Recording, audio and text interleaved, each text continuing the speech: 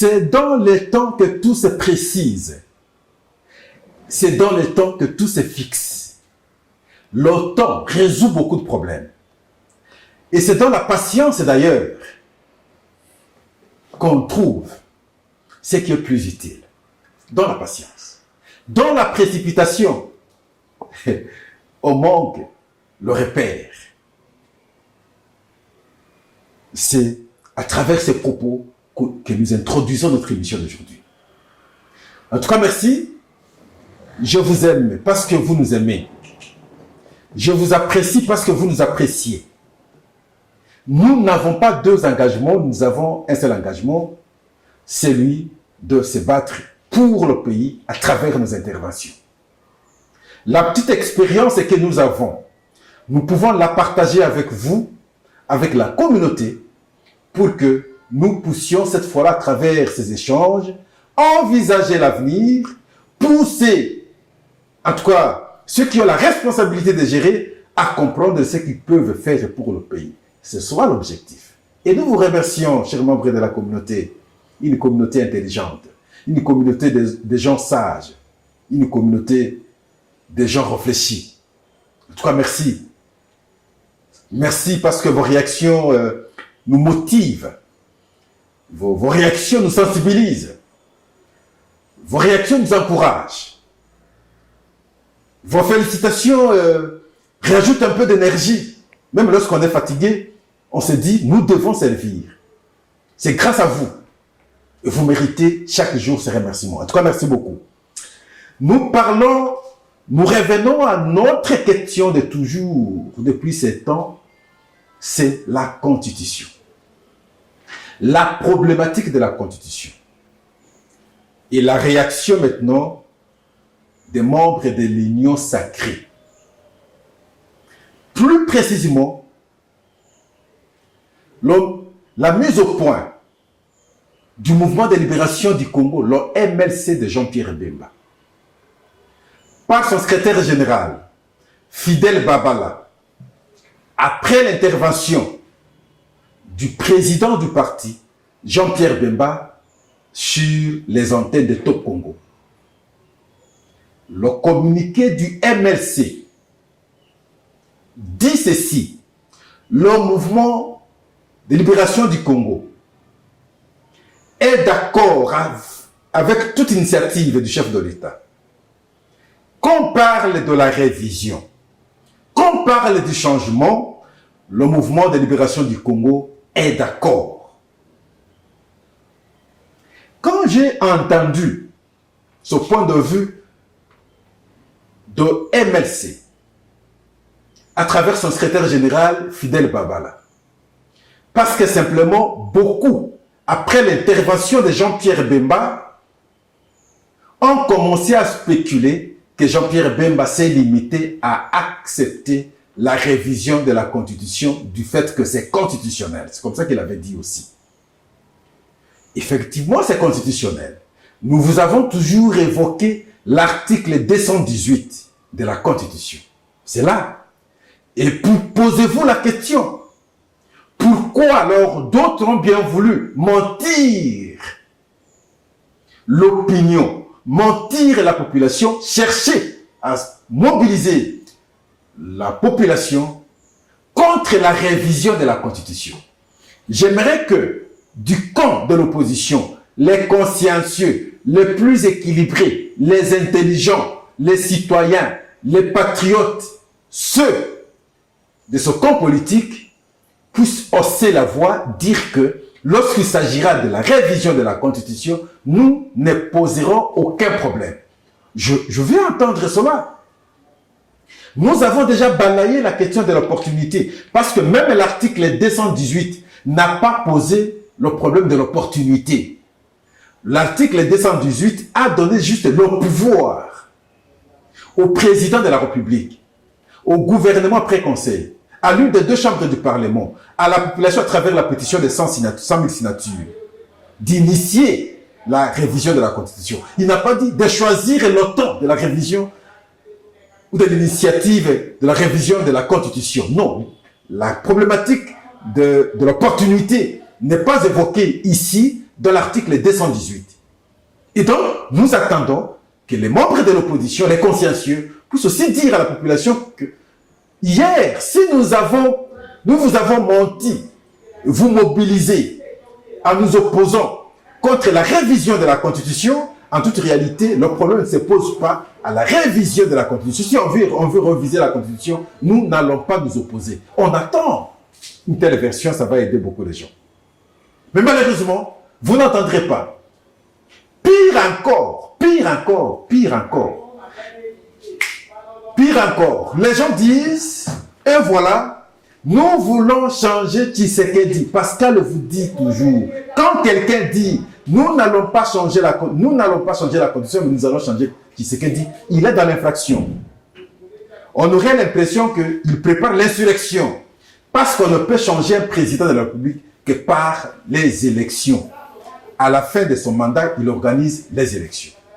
Et d'ailleurs, nous avons une expérience. 2016, on devait avoir les élections. Il n'y a pas eu élection. Ce n'est pas pour autant que le président était parti. Il a fallu ajouter un peu du temps. Nous avons évoqué l'article 70. Le président reste en fonction jusqu'à l'installation du président élu. Nous devons aider notre société, s'il vous plaît. Il y a des questions qui ne devraient même pas engager le débat. La révision de la Constitution ne peut pas engager le débat. J'ai l'impression que l'opposition prend une posture d'opposition contre l'individu Félix Tshisekedi. L'individu, non, ne faites pas votre opposition contre l'individu. Qui hier était votre ami, qui hier était votre frère, qui hier était votre collaborateur, aujourd'hui sert la nation. Même si il y a des antagonistes, mais pas jusqu'à vous opposer sur ce qui est tangible, ce qui est d'accord. La révision de la Constitution n'engagerait même pas de débat.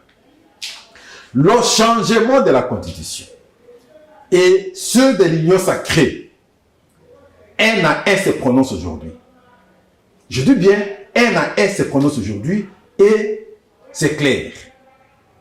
Le citoyen Mbosso s'est prononcé clairement. Il est très d'accord pour le changement de la Constitution. Très d'accord. Mbosso n'a pas mâché les mots. L'actuel président du Sénat, l'ancien Premier ministre, Sama Lukonde, s'est prononcé très clairement le changement de la Constitution. Il n'a pas mâché des mots. L'UDPS s'est prononcé clairement. Le changement de la Constitution n'a pas mâché des mots.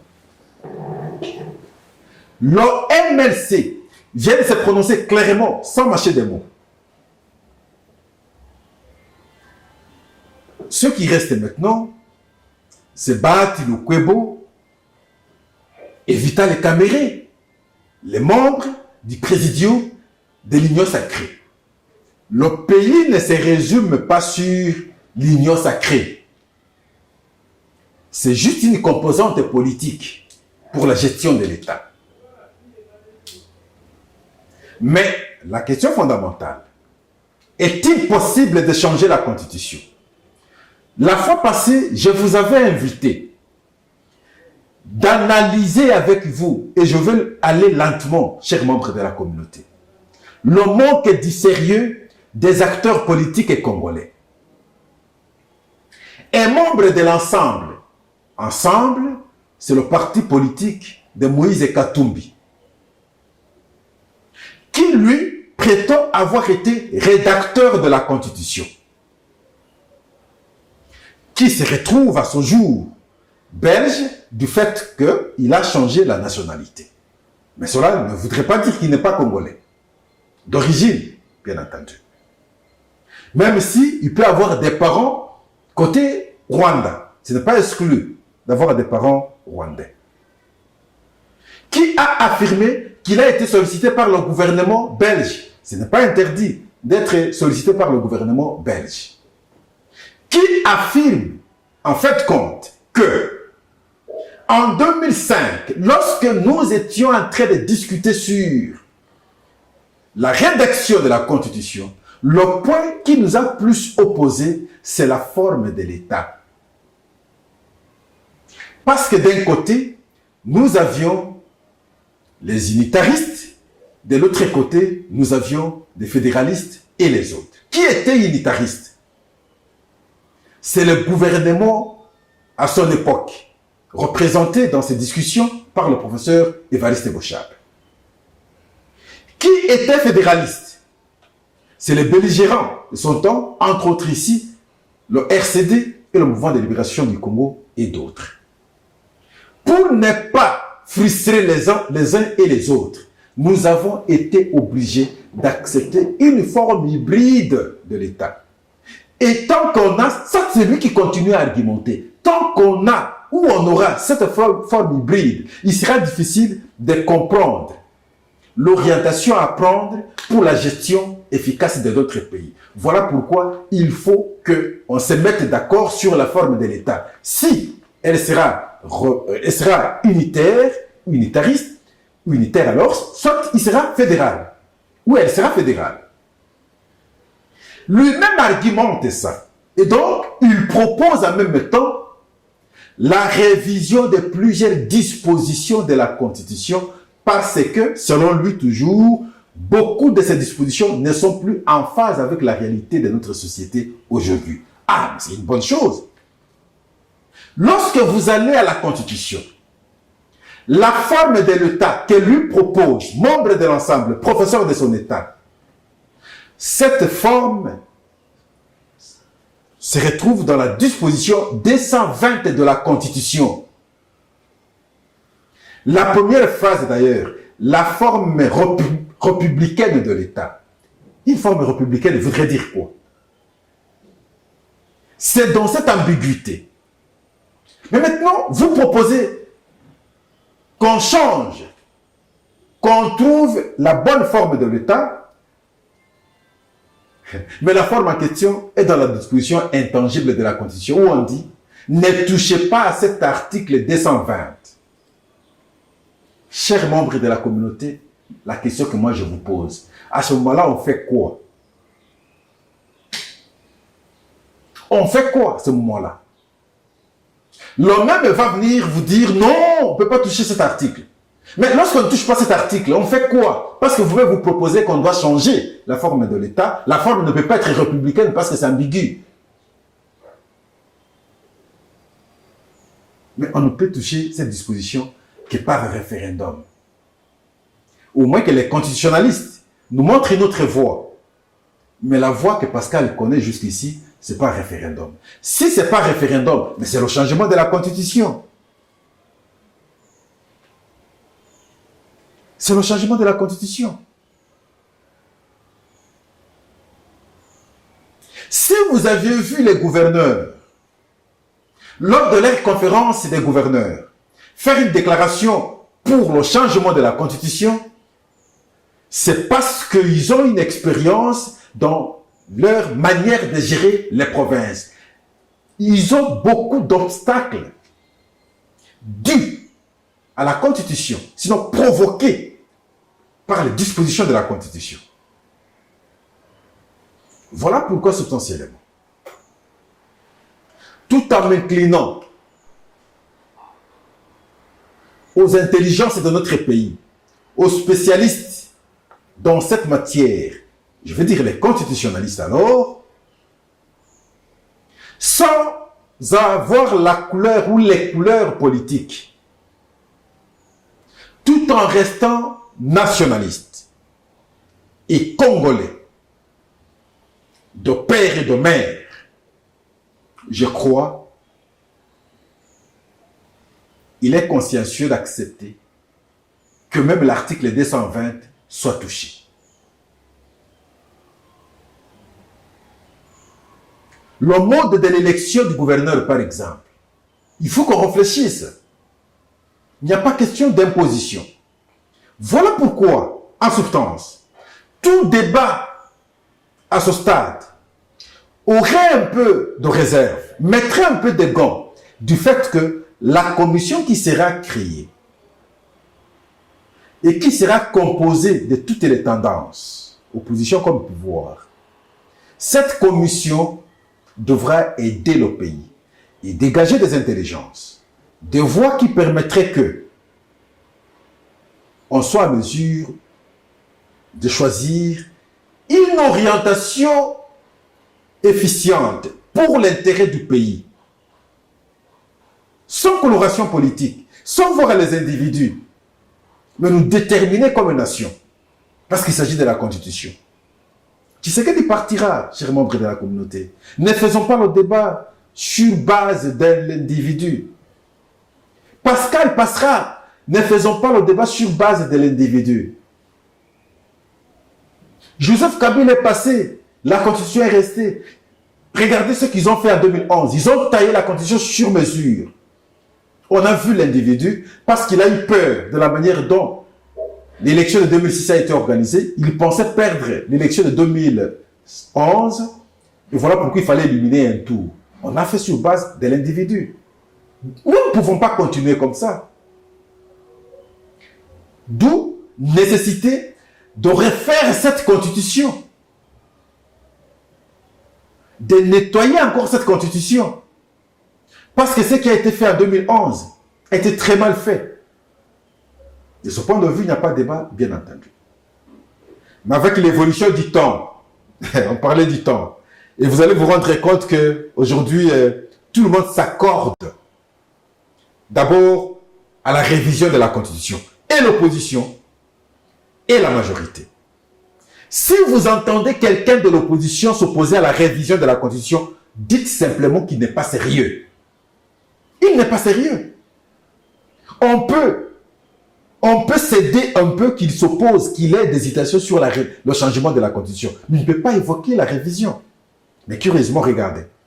Ils abordent, ils s'opposent à la révision. Ceux-là ne sont pas sérieux. Comme quelqu'un dit, ne changeons pas la Constitution, changeons Félix Tshisekedi, il est dans l'infraction. Parce qu'on ne peut pas changer un président de la République aujourd'hui. Un tel argument, il est impertinent, provocateur, insurrectionnel. C'est un argument insurrectionnel. Nous devons décourager un tel argument. Vous allez changer un président de la République comment? Vous ne changez pas. Si vous êtes respectueux de la Constitution, vous n'avez pas autre moyen de changer le président de la République que par les élections. Vous allez les changer comment? Vous allez faire un coup d'État. Et voilà, on commence à comprendre la motivation de chacun. En tout cas, n'acceptez jamais attendre ça, que quelqu'un vous dise, changeons qui c'est qu'il dit. C'est l'insurrection qu'il prépare. Pour ça, nous devons, en tout cas, tous nous opposer. En tout cas, merci. Vous vous rendrez compte aujourd'hui que pratiquement tous les partis politiques, tous les acteurs politiques reviennent maintenant à la raison pour cette problématique de la révision.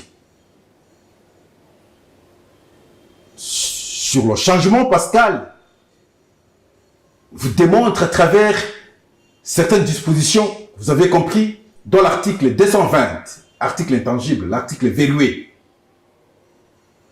qui nécessite d'être touché, et cet article ne peut être touché que par référendum. Voilà pourquoi la nécessité, en fait, de mon point de vue, même du changement de la Constitution, les des arguments. En tout cas, merci.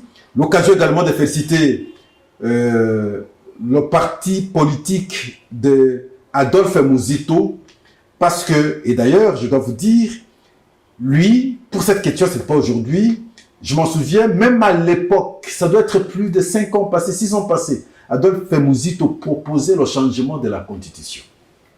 J'en suis témoin, Fumutoto est témoin, parce qu'à l'époque, on discutait sur les tribunes d'Adolphe Muzito ensemble avec lui et Fumutoto. Et l'une des tribunes à son temps était sur le changement de la Constitution. Et lorsqu'aujourd'hui, il y revient sur cette problématique du changement de la Constitution, en tant qu'opposant d'ailleurs, je dis, il n'a pas changé, il garde le même cap. Et donc, beaucoup de Congolais comprennent aujourd'hui qu'il faut changer la Constitution. En tout cas, merci. Merci. Nous allons voir comment ça va se passer dans quelques jours qui vont arriver. Merci pour vous tous, la confiance que vous manifestez à notre égard. Merci. Bonne fin de la semaine. Bon week-end. On se retrouve alors dès le début de la semaine pour analyser d'autres questions d'actualité. Soyez toujours protégés entre les mains de Dieu. Partageons les liens, soyez encore plus nombreux. Élargissons la communauté. Merci. Au revoir.